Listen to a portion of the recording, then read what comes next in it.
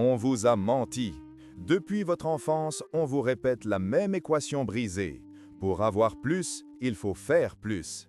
Pour gagner plus d'argent, il faut travailler plus d'heures. Pour être plus heureux, il faut accumuler plus d'objets. C'est le plus grand mensonge de l'économie moderne. Regardez autour de vous. Les gens qui travaillent le plus dur, ceux qui se tuent à la tâche 18 heures par jour, sont-ils les plus riches? Rarement. Ils sont épuisés, ils sont stressés et leurs comptes en banque stagnent. Maintenant, observez les véritables maîtres du jeu, les milliardaires, les grands stratèges. Ils ne courent pas, ils ne s'agitent pas, ils ont une clarté effrayante. Ils ne cherchent pas à ajouter des tâches à leur journée, ils cherchent à en détruire. Nous sommes obsédés par l'addition. Nous ajoutons des applications, des habitudes, des réunions, des projets. C'est une erreur fatale. La véritable richesse, celle qui dure, celle qui se compte en 9 ou 10 chiffres, ne vient pas de l'accumulation, elle vient de l'élimination. Imaginez une statue de David. Michel-Ange n'a pas créé ce chef-d'œuvre en ajoutant de l'argile sur un tas de boue. Il l'a créé en prenant un bloc de marbre brut et en enlevant tout ce qu'il n'était pas David. Il a soustrait, il a éliminé. Votre vie est ce bloc de marbre, et pour l'instant, elle est encombrée de gravats. Je vais vous raconter comment j'ai failli tout perdre en voulant trop en faire et comment une simple conversation avec un rabbin dans un bureau poussiéreux de Brooklyn a complètement inversé ma trajectoire financière. Ce n'était pas un conseil d'investissement, c'était une liste, mais pas une to-do list, c'était l'exact opposé, une liste de choses à ne jamais faire, une liste de destruction. Et tout commence le matin.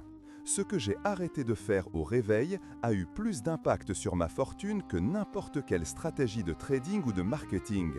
Il y a 5 ans, j'étais l'archétype de l'entrepreneur moderne, un esclave glorieux. Je me levais à 4h30 du matin, non pas par discipline, mais par anxiété. J'avais 3 téléphones, je gérais 4 entreprises simultanément. Je buvais des litres de café et je prenais des nootropiques pour tenir le coup. Sur le papier, j'étais productif. J'abattais une quantité de travail phénoménale, mais mes résultats financiers étaient médiocres. Je gagnais de l'argent, puis je le perdais, je tournais en rond. J'étais comme un hamster dans une roue plaquée or. Je courais vite, mais je n'allais nulle part. Le point de rupture est arrivé un mardi de novembre. Je me suis effondré. Burn-out total. Mon corps a simplement dit « stop ». Je me suis retrouvé assis dans un parc, incapable de répondre à un simple email, le cerveau dans le brouillard. C'est là qu'un ami m'a parlé de cet homme. Il ne m'a pas dit qu'il était coach ou gourou. Il m'a juste dit « c'est un rabbin qui conseille des gens qui possèdent la moitié de la ville. Va le voir ». Je m'attendais à un bureau luxueux à Manhattan, avec vue sur Central Park. Au lieu de cela, je me suis retrouvé dans une petite pièce sombre, remplie de livres anciens qui sentaient la poussière et le cuir. L'homme en face de moi avait une barbe blanche et des yeux perçants qui semblaient scanner mon âme. Il ne m'a pas demandé mon chiffre d'affaires. Il m'a posé une question qui m'a glacé. « Pourquoi est-ce que tu fais autant de bruit ?» Je lui ai répondu que je devais travailler dur, que le marché était compétitif, que je devais être partout à la fois. Il a souri doucement, a pris une feuille de papier blanche et un stylo plume. Il a tracé une ligne verticale au milieu. D'un côté, il a écrit « l'essentiel ». De l'autre, il a écrit « le bruit ». Il m'a regardé et m'a dit « Tu es pauvre parce que tu es riche en bruit. Dieu a créé le monde en séparant la lumière des ténèbres. » Il a fait une distinction. Toi, tu mélanges tout. Tu penses que tout est important, donc rien ne l'est. C'est là qu'il m'a enseigné le concept du Tzimtzum. C'est une idée mystique ancienne, une notion de contraction. Pour créer l'univers, l'infini a dû se contracter, se retirer, pour laisser de l'espace à l'existence. Si l'infini était resté partout, rien d'autre n'aurait pu exister. Appliquez ça à votre business. Si vous êtes partout, si vous faites tout, il n'y a pas d'espace pour que la croissance se produise. Vous étouffez votre propre succès par votre présence excessive. Le rabbin m'a expliqué que la plupart des gens commencent leur journée en mode réactif. Ils ouvrent les vannes et laissent le monde entier se déverser dans leur cerveau avant même d'avoir posé un pied par terre. Ils appellent ça s'informer ou être connecté. Lui, il appelait ça polluer la source. Imaginez que votre esprit est une source d'eau pure au réveil. C'est votre capital le plus précieux. C'est là que réside votre capacité à prendre des décisions à 1 million de dollars. Que faites-vous? Vous prenez un seau de boue toxique, les nouvelles, les réseaux sociaux, les emails urgents des autres, et vous le jetez directement dans la source. Et après, vous vous étonnez que l'eau soit trouble pour le reste de la journée. Il m'a tendu la feuille et m'a dit « Nous allons écrire ta note to-do list, la liste des choses à ne pas faire. C'est beaucoup plus difficile que de lister ce que tu dois faire. Dire oui est facile, c'est un réflexe de peur.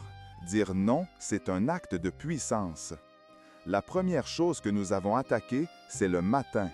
Le matin est le gouvernail de la journée. Si le gouvernail est tordu de quelques degrés, au bout de 12 heures, vous êtes à des kilomètres de votre destination. La première interdiction absolue sur la liste, ne jamais toucher au monde extérieur avant d'avoir créé son monde intérieur. Cela semble abstrait, Mais c'est très concret. La plupart d'entre vous, la première chose que vous faites en ouvrant les yeux, c'est attraper votre téléphone. C'est un réflexe pavlovien. Vous désactivez l'alarme et, dans la seconde qui suit, vous ouvrez Instagram, Twitter ou vos emails. Savez-vous ce qui se passe chimiquement dans votre cerveau à cet instant précis? Vous déclenchez une boucle de dopamine bon marché et, pire encore, vous faites monter votre cortisol. En regardant les notifications, vous placez votre cerveau en mode défense. Vous voyez un email d'un client mécontent? Stress. Vous voyez la vie parfaite d'un influenceur à Dubaï? Comparaison et sentiment d'insuffisance. Vous lisez une nouvelle catastrophique sur l'économie? Anxiété. Avant même d'être sorti du lit, vous avez perdu. Vous avez donné le contrôle de votre état émotionnel à des étrangers. Vous avez commencé votre journée en réagissant à l'agenda des autres au lieu de dicter le vôtre. Le rabbin m'a dit « Si tu veux diriger un empire, tu dois d'abord diriger tes propres yeux. » J'ai donc instauré une règle stricte, inviolable. Pas d'écran pendant les 60 premières minutes. Aucune exception. C'est la règle du zéro input. Durant cette première heure, aucune information ne rentre. Rien. Pas de musique avec des paroles, pas de podcast, pas de nouvelles, pas de messages. Seulement de l'output, seulement ce qui sort de moi. Au début, c'était une torture. J'avais l'impression d'être coupé du monde, de rater des opportunités. Mon cerveau, drogué à la stimulation, hurlait pour avoir sa dose d'information. C'est là que vous réalisez à quel point nous sommes intoxiqués. Mais après une semaine, quelque chose de miraculeux s'est produit. Le silence n'était plus vide, il était plein, plein d'idées. Les solutions aux problèmes qui me bloquaient depuis des mois apparaissaient soudainement pendant que je buvais mon café en regardant le mur. Pourquoi? Parce que j'avais arrêté le bruit, j'avais laissé de l'espace pour que l'intelligence opère. Mais ce n'était que la première ligne de la liste. La deuxième interdiction était encore plus contre-intuitive. Elle allait à l'encontre de tout ce que les gourous de la productivité prêchent sur YouTube. La deuxième règle était « ne pas prendre de décisions mineures avant 10 heures du matin ». Nous avons un réservoir limité de volonté et de capacité décisionnelle chaque jour. C'est une ressource biologique, comme le glucose. Chaque fois que vous prenez une décision, aussi petite soit-elle, vous puisez dans ce réservoir. Qu'est-ce que je mange au petit déjeuner? Quelle chemise je mets? Est-ce que je réponds à cet email maintenant ou plus tard? Ces micro-décisions sont des vampires, elles sucent votre énergie cognitive. Le problème, c'est que la plupart des gens gaspillent leur meilleure énergie mentale du matin sur des trivialités. Ils arrivent au bureau à 9 heures et ils ont déjà épuisé 30% de leur jauge sur des choix vestimentaires ou alimentaires. Quand arrive le moment de prendre la décision stratégique cruciale à 11 heures, leur cerveau est en mode économie d'énergie. Ils choisissent la facilité, pas l'excellence. Le rabbin m'a expliqué que les grands sages portaient souvent les mêmes vêtements ou mangeaient la même chose, non pas par manque d'imagination, mais par économie d'esprit. J'ai donc automatisé mon matin. Tout est préparé la veille. Je ne choisis rien. Je ne décide rien. Je suis un robot pendant la première heure pour pouvoir être un génie pendant les 4 suivantes. J'ai éliminé le choix pour préserver la puissance. Cependant, le plus grand danger n'est pas ce que vous faites, mais ce que vous croyez devoir faire. C'est ici que la liste devient vraiment intéressante et, honnêtement, un peu effrayante pour l'ego. La troisième chose que j'ai dû arrêter de faire, c'est de chercher à être occupé. Il y a une différence fondamentale entre être occupé et être productif. Mais il y a une différence encore plus grande entre être productif et être efficace. L'homme occupé court dans tous les sens pour attraper des mouches. L'homme efficace construit un piège et attend. J'étais fier de mon agenda rempli. Je montrais mon calendrier Google comme un trophée de guerre. Regardez, pas une minute de libre entre 8h et 20h. Le rabbin a regardé mon calendrier et a ri. Il a dit « Ce n'est pas l'agenda d'un chef d'entreprise, c'est l'agenda d'une secrétaire débordée. » Ça a fait mal, mais il avait raison. Si votre journée est remplie de rendez-vous, quand est-ce que vous réfléchissez? Quand est-ce que vous concevez l'avenir? La richesse se crée dans les espaces vides, dans la réflexion stratégique, pas dans l'exécution perpétuelle de tâches répétitives. J'ai dû apprendre à dire non, mais pas un petit non poli, un non radical. J'ai commencé à annuler des réunions. Pas seulement quelques-unes. J'ai annulé 80% de mes réunions récurrentes. J'ai dit à mes équipes, si ce n'est pas une question de vie ou de mort pour l'entreprise, ne m'invitez pas. Envoyez-moi un mémo. Et si le mémo fait plus d'une page, ne me l'envoyez pas non plus. J'ai créé du vide. Au début, mes employés étaient paniqués. Ils pensaient que je ne m'intéressais plus au business. En réalité, je n'avais jamais été aussi impliqué.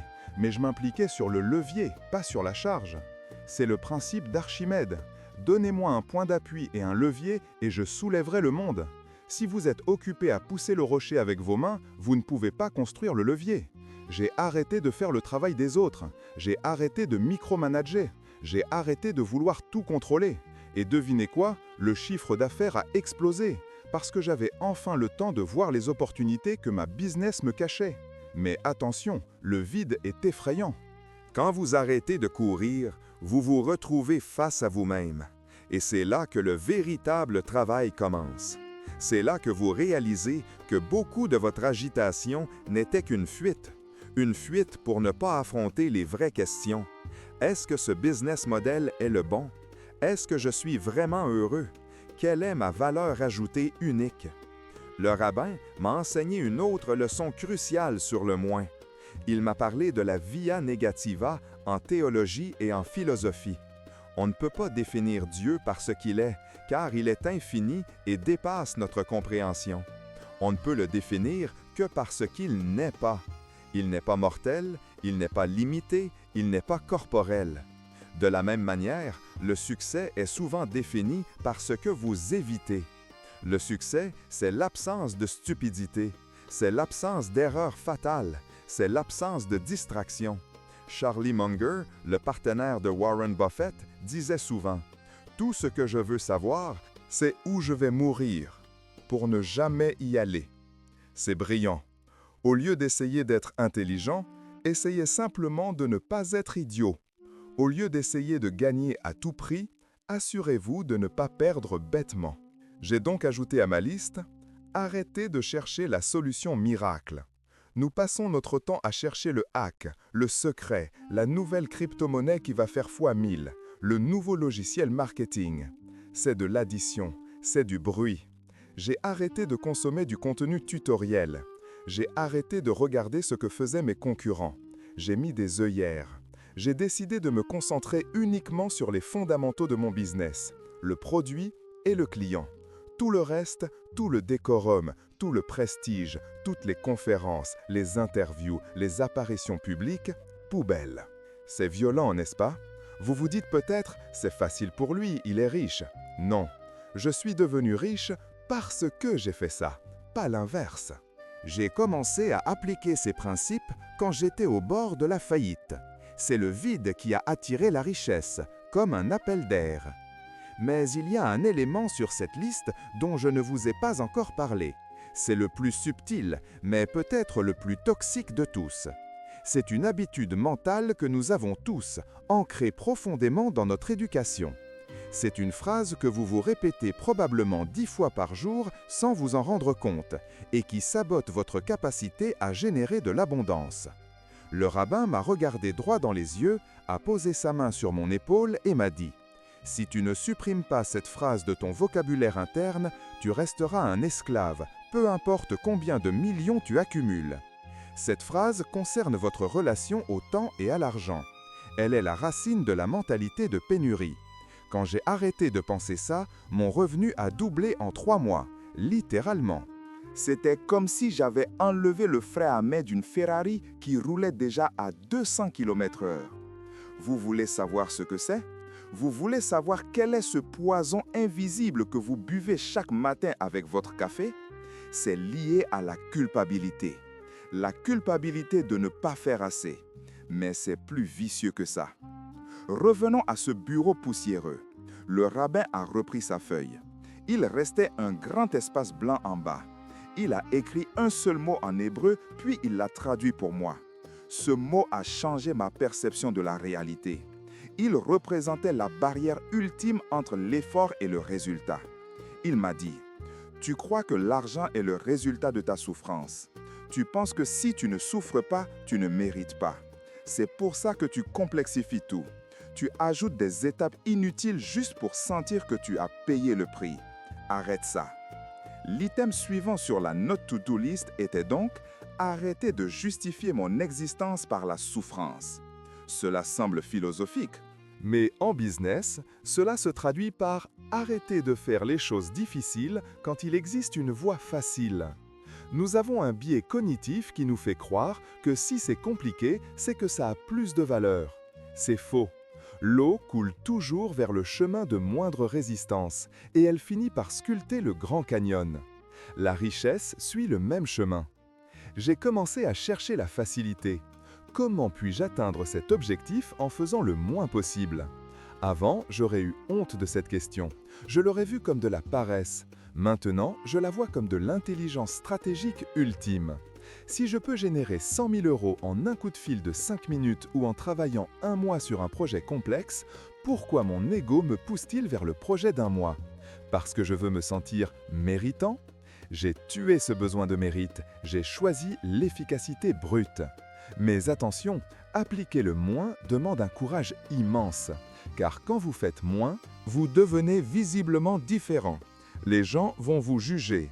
Ils vont dire que vous êtes distant, que vous êtes bizarre, peut-être même arrogant.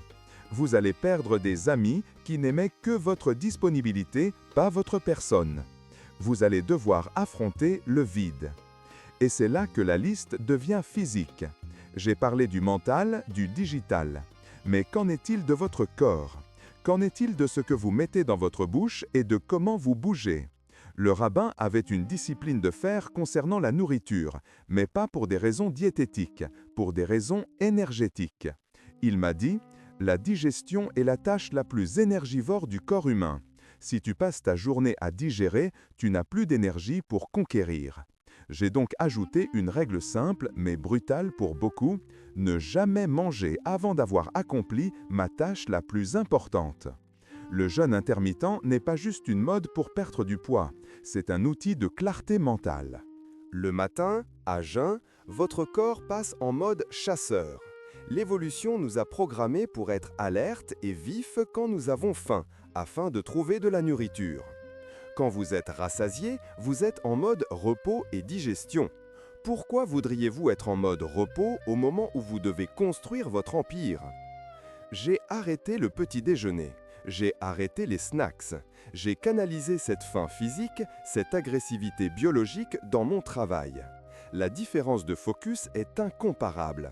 C'est comme passer d'une connexion bas débit à la fibre optique. Mais il restait un dernier obstacle, un obstacle gigantesque. Le rabbin m'a averti. Une fois que tu auras éliminé le bruit, les distractions, les fausses obligations et la nourriture superflue, tu vas te heurter à un mur. Ce mur, c'est ton entourage. Vous ne pouvez pas vivre selon le principe du moins si vous êtes entouré de gens obsédés par le plus.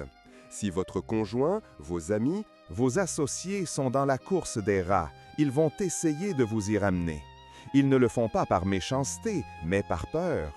Votre calme les renvoie à leur propre agitation. Votre silence souligne leur bruit. Il m'a fallu prendre une décision radicale concernant mes relations. C'est la partie la plus dure, c'est celle dont personne ne veut parler. Mais si vous voulez vraiment changer de vie, vous devez changer d'environnement. J'ai dû dire au revoir à certaines personnes. J'ai dû éliminer des relations qui ne m'apportaient que du drame et de la complexité. Sur ma liste, j'ai écrit « Ne jamais accorder de temps aux vampires énergétiques ». Vous savez qui ils sont. Ces gens qui, après une conversation de 10 minutes, vous laissent épuisés. Ceux qui ont toujours un problème pour chaque solution. Je les ai coupés. Brutalement? Peut-être. Nécessaire? Absolument. À ce stade, vous avez la structure. Pas d'écran le matin, pas de décision mineure, pas de fausse business. Pas de culpabilité sur la facilité, pas de nourriture avant l'effort, pas de relations toxiques. Mais il manque la clé de voûte, le secret qui fait tenir tout l'édifice. Sans ce dernier point, tout s'écroule au bout de 2 semaines. C'est l'erreur que font 99% des gens qui essaient le minimalisme ou l'essentialisme. Ils éliminent, mais ils ne remplacent pas le vide par la bonne chose. Ils laissent un trou béant et la nature ayant horreur du vide, la médiocrité revient s'y installer. Le rabbin m'a donné un dernier avertissement avant que je quitte son bureau ce jour-là. Il m'a dit « Quand tu as vidé la maison, fais attention à ce que tu invites à entrer, car si tu laisses la porte ouverte, les démons reviendront 7 fois plus nombreux. » Il parlait d'une habitude spécifique, une habitude que je considérais comme vertueuse, mais qui était en fait le plus grand frein à mon expansion. C'est quelque chose que l'on fait tous les soirs, juste avant de dormir, et qui détruit la journée du lendemain avant même qu'elle n'ait commencé. Vous pensez que la journée commence au réveil? Faux. La journée commence la veille au soir. La qualité de votre demain est déterminée par les dernières pensées de votre aujourd'hui. Et ce que j'ai découvert à ce sujet m'a terrifié. C'est le concept de l'incubation nocturne. Nous avons tous cette illusion naïve que lorsque nous fermons les yeux, notre cerveau s'éteint, comme un ordinateur qu'on débranche. Mais c'est faux. Votre cerveau ne s'arrête jamais. La nuit, il ne se repose pas, il traite, il classe, il associe. Il construit votre réalité de demain à partir des matériaux que vous lui avez fournis aujourd'hui. Et quels matériaux lui fournissons-nous généralement dans cette dernière heure critique avant le sommeil? Je vais vous dire ce que je faisais, et je parie que c'est ce que vous faites aussi. Je m'allongeais dans le lit, épuisé, et je sortais mon téléphone. Juste pour vérifier une dernière fois, un dernier scroll sur Twitter pour voir les mauvaises nouvelles du monde. Une dernière vidéo YouTube sur un crash économique imminent. Un dernier email d'un client mécontent ou une facture impayée. Ou pire, je regardais la vie parfaite de parfaits inconnus sur Instagram, injectant une dose pure de comparaison et d'envie directement dans mes veines avant de fermer les yeux. Le rabbin m'a expliqué cela avec une image qui ne m'a plus jamais quitté. Il m'a dit « Ton esprit est une usine qui tourne 24 heures sur 24. La nuit, c'est l'équipe de nuit qui prend le relais.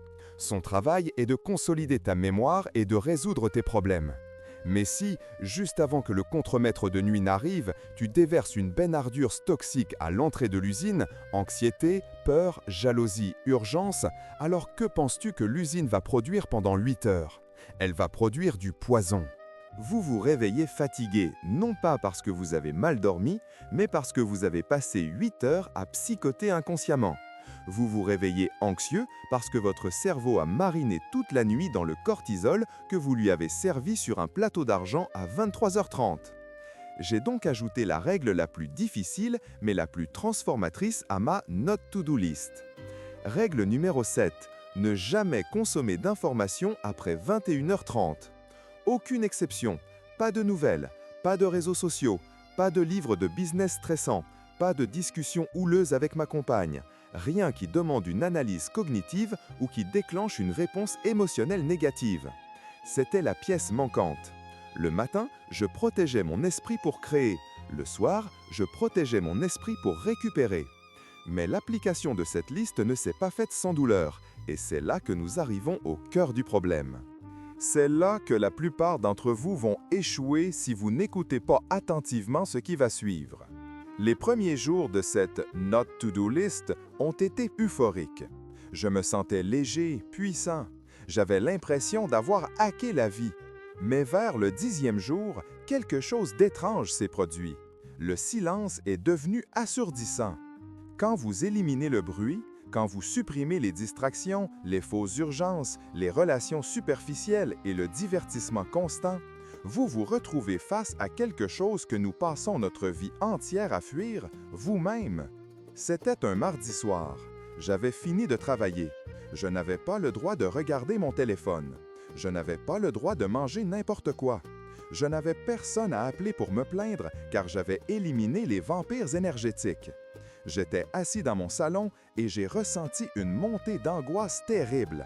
C'était le sevrage. Mon cerveau réclamait sa dose de dopamine bon marché. Il hurlait pour avoir une distraction. Il voulait que je crée un problème, juste pour avoir quelque chose à résoudre. C'est le piège ultime, l'ennui. Nous avons été conditionnés à croire que l'ennui est un échec, que si nous ne faisons rien, nous ne sommes rien. Alors nous remplissons, nous bouchons les trous. Mais ce soir-là, au lieu de céder, au lieu d'allumer la télé ou de commander une pizza, je suis resté assis. J'ai regardé le mur blanc en face de moi. Et j'ai attendu. J'ai laissé l'angoisse monter, atteindre son paroxysme, et rien ne s'est passé. Je n'ai pas explosé. Le monde ne s'est pas arrêté. L'angoisse est retombée, comme une vague qui s'écrase et se retire. Et derrière cette vague, pour la première fois depuis des années, j'ai trouvé une clarté absolue. C'est là que j'ai compris la véritable nature de la productivité. Ce n'est pas la vitesse, c'est la direction. Et vous ne pouvez pas trouver la bonne direction si vous êtes constamment en train de courir. Dans ce silence, des idées ont commencé à émerger. Pas des idées forcées, pas des réactivités à des problèmes existants, mais de vraies idées créatives. Des solutions élégantes à des problèmes qui me bloquaient depuis des mois. En éliminant le superflu, j'avais libéré de la bande passante pour le génie. J'ai réalisé que ma Not To-Do List n'était pas une liste de restrictions, c'était une liste de libération. Ne pas regarder d'écran le matin m'a libéré de la réactivité. Je suis devenu l'acteur de ma journée, pas le spectateur de celle des autres. Ne pas prendre de décisions mineures m'a libéré de la fatigue décisionnelle. J'ai gardé mon énergie mentale pour les choix qui changent une carrière, pas pour choisir la couleur de mes chaussettes. Ne pas faire de fake work m'a libéré de l'hypocrisie. J'ai arrêté de confondre mouvement et avancement. J'ai travaillé moins, mais mieux. 3 heures de deep work valent 50 heures de réunions inutiles. Ne pas culpabiliser sur la facilité m'a libéré du syndrome de l'imposteur. J'ai accepté que si c'était fluide, c'était probablement la bonne voie. Ne pas manger avant l'effort m'a libéré de la léthargie. Mon corps est devenu un outil affûté, pas un poids à traîner. Ne pas tolérer les vampires énergétiques m'a libéré du drame. Mon cercle social est devenu une source d'inspiration, pas d'épuisement. Ne pas consommer le soir m'a libéré de l'anxiété. J'ai recommencé à dormir comme un enfant et à me réveiller avec une énergie que je croyais perdue à jamais. Les résultats, ils ne se sont pas fait attendre. En 6 mois, j'ai doublé mes revenus tout en divisant mon temps de travail par 2. Ce n'est pas une hyperbole de gourou marketing, c'est une conséquence mathématique. Quand vous ne gaspillez plus 80% de votre énergie à gérer du bruit, vous pouvez investir 100% de votre énergie restante sur les 1% d'actions qui rapportent vraiment. Mais le plus grand changement n'était pas financier. Il était interne. J'ai retrouvé le contrôle.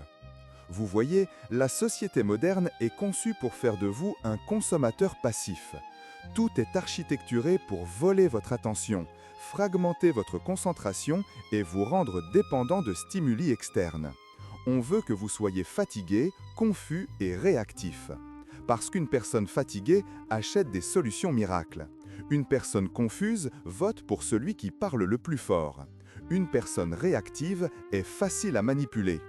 Avoir une Not To-Do List, c'est un acte de rébellion. C'est dire non. Non, je ne participerai pas à cette course de rats.